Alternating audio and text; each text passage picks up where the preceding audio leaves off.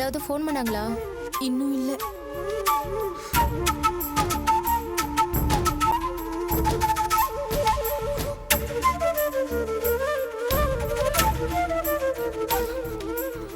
வந்துருவாங்க அண்ணே.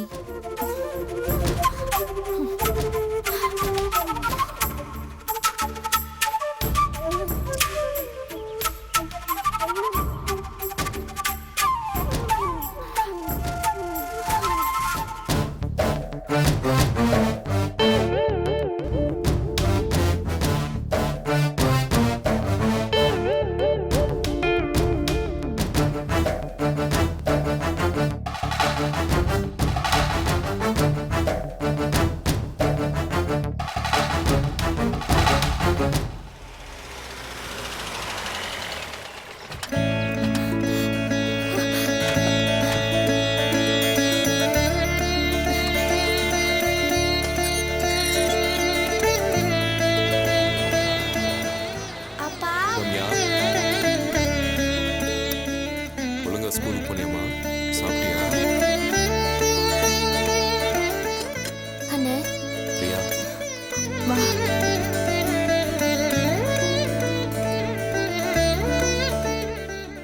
டாடி எங்க டாடி போயிருந்தீங்க? ஆபீஸ் விஷயமா வெளியூருக்கு போயிருந்தம்மா. போய் தானே சொல்ற. உன்னை போலீஸ் தானே புடிச்சிட்டு போச்சு.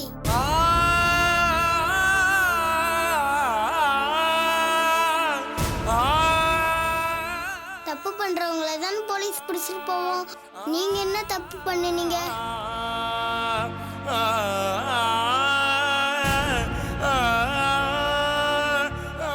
யாருமா உனக்கு சொன்னா? யாரும் சொல்லல. தாத்தா, பாட்டி, அம்மா எல்லாரும் பேசிட்டு இருந்தாங்க. அப்பாவை போலீஸ் பிடிச்சிட்டு போலடா. அப்பாவோட ஃப்ரெண்டு போலீஸு. அவர் நிறைய நாளா என்ன ஊருக்கு கூட்டிட்டு இருந்தாரா, அதான் அப்பா அவர் கூட ஊருக்கு போயிருந்தேன். சரியா? ரம்யா இங்க வா, நீ போய் குளிச்சுட்டு வாப்பா, சாப்பிடலாம். நீ போட செல்லம். அப்பா, மாப்பிள்ளை வீட்டில் போய் பேச சொன்னனே, பேசுனீங்களா? சம்பந்தியம்மா என்ன சொன்னாங்க? போய் பேசினேன்ப்பா. முதல்ல அந்த அம்மா ஒரு மாதிரியா தான் பேசினாங்க. அப்புறம் மனசு மாறி எங்களுக்கும் மனசாட்சி இருக்கு, உங்க சூழ்நிலையும் எங்களுக்கு புரியுதுன்னு சொல்லி கல்யாணத்துக்கு சம்மந்தம் சொல்லிட்டாங்கப்பா. ரொம்ப சந்தோஷம்ப்பா. அர்ச்சனா. பிரியா, அர்ச்சனா எங்கம்மா? அவ எங்க வெளியே போயிருக்காமா? என் கல்யாணம் நடக்கலைனாலும் பரவாயில்ல, அண்ணனை எப்படியாவது வெளியில கூட்டிட்டு வந்துருங்கன்னு புலம்பிட்டே இருந்தாப்பா. உள்ள வரலாங்களா?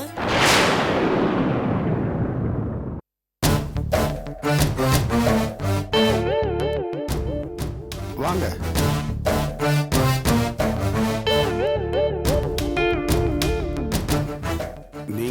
நீங்க எப்படி இங்க? நகையெல்லாம் கரெக்டா இருக்கான்னு பாருங்க. யாரோட நகை?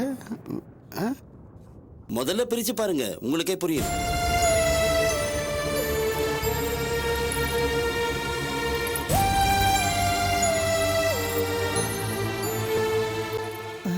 என்னங்க இது? இதெல்லாம் அர்ச்சனா கல்யாணத்துக்கு வாங்கின நகை மாதிரி இருக்கு.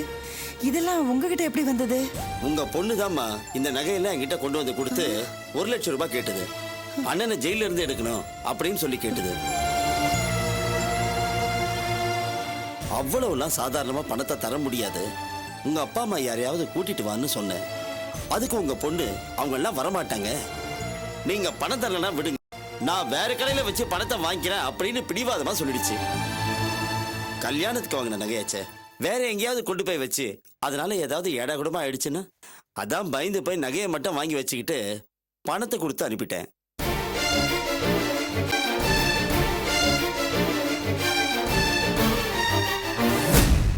இந்த நகையால நடக்க இருக்கிற கல்யாணம் நின்னு போயிடக்கூடாதுதான் நானே வீடு தேடி இந்த நகையை கொண்டு வந்து கொடுத்துருக்கேன்.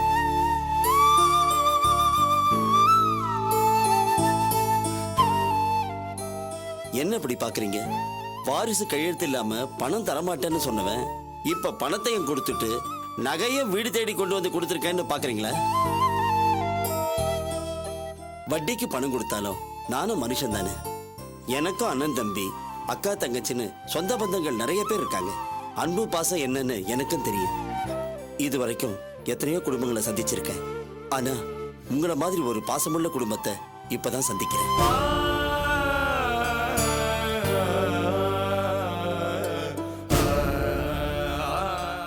தான் கல்யாணம் நின்னு போனாலும் பரவாயில்ல, அண்ணனை வெளியில கூட்டிட்டு வரணும்னு நினைக்கிற தங்கச்சி, வீட்டு பத்திரத்தை அடமானம் வச்சு பையனை வெளியில கூட்டிட்டு வரணும்னு துடிக்கிற அப்பா அம்மா, இப்படி ஒருத்தருக்கு ஒருத்தர் விட்டு கொடுக்காம பாசமா இருக்கிற நீங்க கண்டிப்பா நேர்மையானவங்கள தான் இருக்க முடியும்.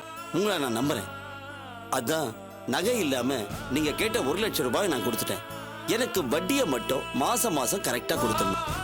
நீங்க எங்க குடும்பத்து மேல வச்சிருக்கிற மரியாதைக்கும் நம்பிக்கைக்கும் ரொம்ப நன்றிங்க.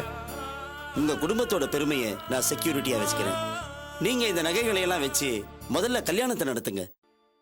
உங்களால எப்ப திருப்பி கொடுக்க முடியுமோ அப்ப அசலை கொடுத்துருங்க, போதும். அசலையும் இப்பவே வாங்கிக்கங்க.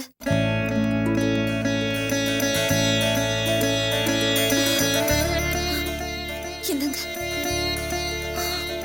அண்ணா, அர்ச்சனா,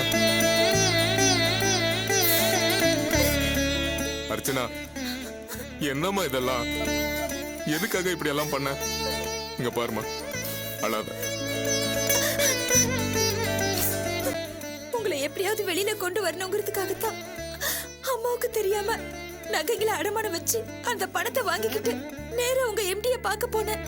அங்க போனதுக்கு அப்புறம் தான் தெரிஞ்சது அம்மா அப்பா ஏற்கனவே வந்து பணத்தை கட்டிட்டாங்கன்னு.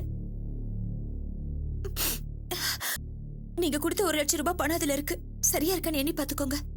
இந்த பணத்தை நான் இப்ப எண்ணி பார்த்தேன்னா இவ்வளவு நேரம் உங்க குடும்பத்தை பத்தி பேசினதெல்லாம் தப்பா போயிடும். நான் வரேன். எல்லாருக்கும் வரமா? வரேன். போயிட்டு வரேன். ஏன்பா, காவிய பத்திரத்துல கையெழுத்து போடாததுனால வீட்டு பத்திரத்தையும் உங்களால அடமானம் வைக்க முடியல. அப்புறம் எப்படிப்பா பணத்துக்கு ஏற்பாடு பண்ணீங்க? ஆமாப்பா, நானும் கேட்கலாம் தான் இருந்தேன். பணம் யாருக்கிட்ட வாங்குனீங்க? எப்படிப்பா ஏற்பாடு பண்ணீங்க?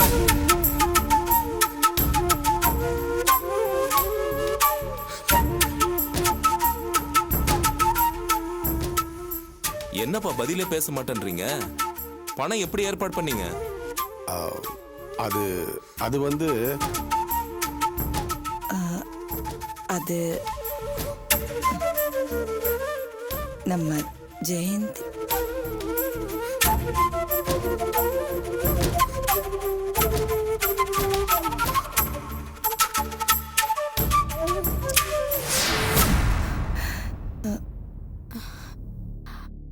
ஏதுமா இவ்ளோ பணம்? எங்க அம்மா கிட்ட இருந்து என் நகையை வாங்கிட்டு வந்துட்டேன். அதனால கிடைச்ச பணம் தான் அத்தை இது. ஏமா, அவங்க தான் தரமாட்டேன்னு சொன்னாங்களே, அப்புறம் எப்படி? நான் விட்டுடுவேனா? குடுக்கலன்னா செத்து போயிடுவேன்னு சொன்னேன். அழுது ஆர்ப்பாட்டம் பண்ணி இந்த நகையை வாங்கிட்டு வந்தேன். அதை வித்துதான் அம்மா பணம் எடுத்துட்டு வந்தேன். வாங்கிக்கோங்க அத்தை. ஏம்மா, நீ கட்டின புருஷனை காப்பாத்தணுங்கிறதுக்காக இவ்வளவு கஷ்டப்பட்டிருக்க. ஆனா இது வினோத்துக்கு தெரிஞ்சா அவன் வெளியிலேயே வரமாட்டேன்னு சொல்லுவானேம்மா. ஆமால்ல அத்தை, வேற விதமா சொல்லி சமாளிச்சிருங்க அத்தை. நான் கொடுத்தேன்னு தெரிஞ்சா அவர் கண்டிப்பா வெளியே வரமாட்டாரு. ப்ளீஸ் அத்தை, ப்ளீஸ் இதை கொண்டு போய் கொடுத்து அவர் வெளியில கூட்டிட்டு வாங்களேன். என்னங்க இது? வாங்கிக்க சிவகாமி.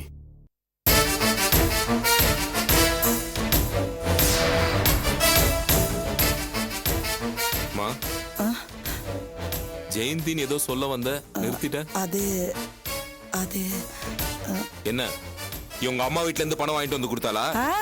இல்லப்பா, ஜெயந்திக்கு தெரிஞ்ச ஃபைனான்சியர் ஒருத்தர் சொன்னா நானும் அப்பாவும் போய் இங்க பணம் வாங்கிட்டு வந்தோம் இல்லையாங்க? இது அப்பவே தெரிஞ்சிருந்தா நான் ஜெயில இருந்து வெளியே வந்திருக்க மாட்டேன். இவ வாங்கி கொடுத்த பணத்துல இருந்தா நான் வெளியே வரணும். என்னடா பேசுற? நீ லாக்கப்ல இருக்கேன்னு தெரிஞ்ச உடனே நாங்க அத்தனை பேர் துடிச்சு போயிட்டோம். அந்த துடிப்பு கட்டின பொண்டாட்டிக்கு இருக்காதா? உன் தங்கச்சி கல்யாணத்துக்காக அவன் நகை கொடுக்கறேன்னா பணம் கொடுக்கறேன்னா வேணான்னு சொன்னேன். சரி, நானே எல்லாத்தையும் பாத்துக்கிறேன்ப்பான்னு சொன்னேன். சரி, ஆனா கட்டின புருஷன் லாக்கப்ல இருக்கும்போது எந்த பொண்ணு அவன் எக்கேடு கட்டு போனாலும் பரவாயில்லன்னு சும்மா இருக்க மாட்டா. அதனாலதான் அவன் ஒரு ஃபைனான்ஸ் கம்பெனியை எங்களுக்கு கை காமிச்சு விட்டா. நானும் அம்மாவும் போய் கையெழுத்து போட்டு பணம் வாங்கிட்டு வந்தோம். இதுல என்னடா தப்பு இருக்கு? சரிப்பா, இந்த கடனுக்கும் இவளுக்கும் எந்த சம்பந்தமும் இல்ல. எனக்காக வாங்கின கடனை நானே கட்டிடுறேன். சரிப்பா, அப்படியே பண்ணலாம். நீ போய் குளிச்சுட்டு வா போ. அர்ச்சனா, அண்ணன் சாப்பிடறதுக்கு ஏதாவது செய்யுமா? சரிம்மா.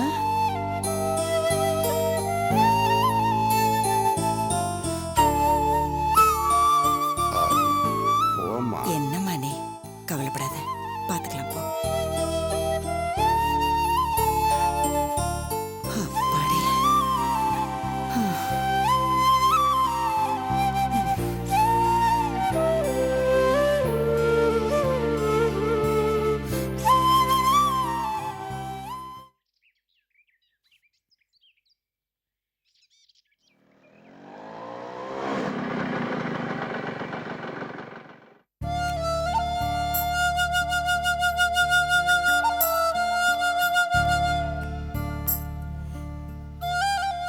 வாப்பா செல்வம், உட்காரு. சட்டைக்கு பொத்தம் அந்த போச்சு, அதான் தைச்சுக்கிட்டு இருக்கேன். கொடுங்க பெரியப்பா, நான் தைச்சு தரேன். வேண்டாப்பா, என் சட்டை நான் தைக்கிறதானே முறை. ஏன் பெரியப்பா, அம்மா பேசினது இன்னும் மனசுல வச்சுக்கிட்டு தானே இப்படிலாம் பேசிட்டு இருக்கீங்க? சேச்சே, அதெல்லாம் இல்லப்பா. இல்லை பெரியப்பா, அன்னைக்கு அம்மா செஞ்சது தப்பு தான். அவங்களுக்காக நான் உங்ககிட்ட மன்னிப்பு கேட்டுக்கிறேன். அதுக்காக நீங்க வீட்டுக்கு வராம இருக்காதீங்க பெரியப்பா. நீங்க வழக்கம் போல வீட்டுக்கு வரணும். பெரியப்பா, என்னோட கல்யாணத்தை கண்டிப்பா நீங்க தான் முன்னாடி நின்று நடத்தி வைக்கணும் பெரியப்பா. உன் கல்யாணத்தை முன்ன நின்று நடத்தி வைக்கணும்னு எனக்கு ஆசைதான்ப்பா. ஆனா அதுக்கு தான் நான் கொடுத்து வைக்காதவன் ஆயிட்டனே. இத்தனை நாளா தம்பிங்கிற உரிமையிலையும் தம்பி பசங்கிற உரிமையிலையும் வந்தேன். நல்லது கெட்டதுக்கெல்லாம் முன்ன நின்னேன். இப்பதான் உங்க அம்மா நான் இங்க வந்தா குடும்பம் கெட்டு போயிருன்னு சொல்றாங்களே, அப்புறம் நான் எப்படியப்பா வர்றது? என்ன பெரியப்பா இது? அம்மா ஏதோ கோவத்துல அறிவுக்கிட்டத்தனமா பேசிட்டாங்க, அதை போய் மனசுல வச்சுட்டு பேசிட்டு இருக்கீங்களே. உங்க அம்மாவை பத்தி நல்லா தெரிஞ்சதுனால தான் சொல்றேன். அது கோபத்துல சொன்ன வார்த்தை இல்லை. இத்தனை நாளா மனசுல இருந்திருக்கு, இப்ப வெளியே வந்துருச்சு. இதுக்கப்புறம் நான் இங்க வர்றது அவ்வளவு நல்லா இருக்காது. நல்ல மாட்டுக்கு ஒரு சூடு, நல்ல மனுஷனுக்கு ஒரு சொல்லு. போதும்பா, போதும். இதை பாருங்க பெரியப்பா, எனக்கு நல்லது கெட்டது சொல்ற நீங்களே இப்படி பேசினா எப்படி? இனிமே உன் நல்லது கெட்டதை உங்க அம்மா பாத்துக்குவா. அவ சொல்றபடி கேட்டு நடந்துக்கப்பா. அம்மா மேல இருக்கிற கோவத்தை என் மேல கட்டுறீங்க பெரியப்பா. எனக்கு யார் மேலேயும் கோபம் இல்லப்பா. நான் ஏன் கோபப்படணும்? இத்தனை நாளா யதார்த்தம் புரியாம வெகுளியா இருந்துட்டேன். இப்ப நிஜத்தை புரிஞ்சுக்கிட்டேன். அந்த வகையில எனக்கு நிஜத்தை புரிய வச்சதுக்காக உங்க அம்மாவுக்கு தான் நன்றி சொல்லணும்.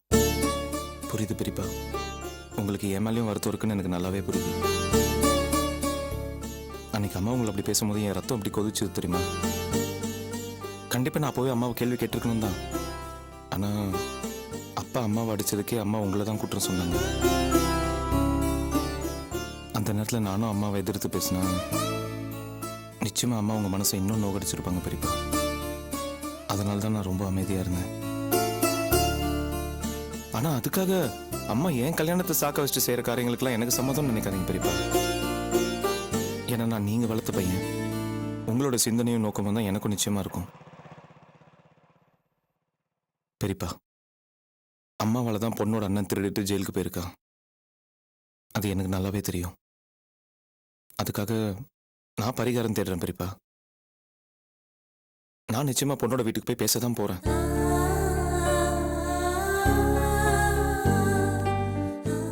பெரியப்பா, நடந்தது எல்லாத்தையும் மறந்துட்டு நீங்க நிச்சயமா என் கல்யாணத்துக்கு வரணும். நீங்க வந்து ஆசீர்வதிச்சாதான் நான் தாலியை கட்டுவேன். எனக்கு உங்க ஆசீர்வாதம் ரொம்ப முக்கியம் பெரியப்பா. என் நல்லவளை தான் சொல்ல முடியும்.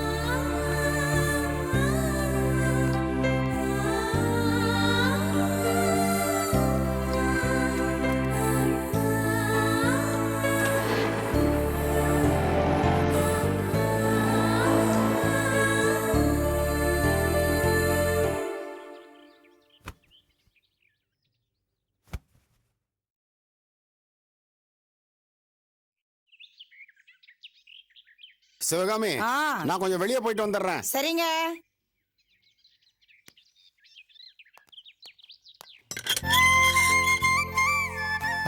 அடடே மாப்பிள்ள, வாங்க மாப்பிள்ள, வாங்க வாங்க வாங்க. சிவகாமி, என்னங்க? வாங்க மாப்பிள்ள, வாங்க உட்காருங்க. சிவகாமி, நீங்க இன்னும் போலையா? உட்காருங்க மாப்பிள்ள. என்ன பண்ணிட்டு இருக்காங்க? யார் வந்திருக்காங்கன்னு பாருங்க. யாருங்க வந்திருக்காங்க? ஐயோ, ஏங்க மாப்பிள்ள வந்திருக்காருன்னு சொல்லக்கூடாதுங்க. வாங்க தம்பி, வாங்க உட்காருங்க உட்காருங்க. அம்மாடி அர்ச்சனா, மாப்பிள்ள வந்திருக்காரு, காஃபி கொண்டாமா. மாப்பிள்ள வந்திருக்காரு பாருமா. வாங்க செல்வம். வீட்டுல எல்லாரும் நல்லா இருக்காங்களா தம்பி? நல்லா இருக்காங்க.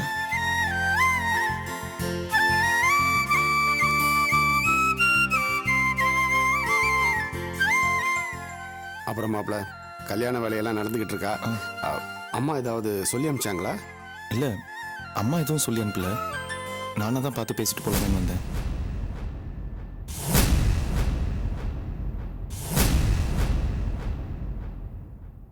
கல்யாண நாள் நெருங்கிட்டு இருக்கு. இந்த நேரத்தில் வினோத் லாக்அப்பில் இருக்கிறது மனசுக்கு ரொம்ப கஷ்டமா இருக்கு.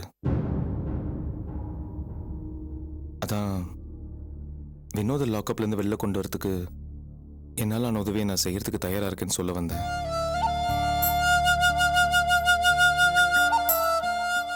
நீங்கள் தப்பாக எடுத்துக்கலன்னா இது விஷயமா நான் என்ன செய்யணும்னு சொன்னீங்கன்னா நல்லாயிருக்கும். நீங்க வீடு தேடி வந்து இந்த வார்த்தையை சொன்னது மனசுக்கு ரொம்ப சந்தோஷமா இருக்கு. நாங்களே பணத்தை கட்டி வினோத்தை வெளியில கொண்டு வந்துட்டோம். அப்படியா? ரொம்ப சந்தோஷங்க. வினோத் வீட்டில் தான் இருக்கான்.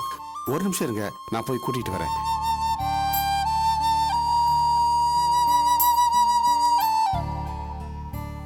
வினோத், வினோத், பா மாப்பிள்ள வந்திருக்காரு, சீக்கிரம் கீழே வா. வரேன்ப்பா.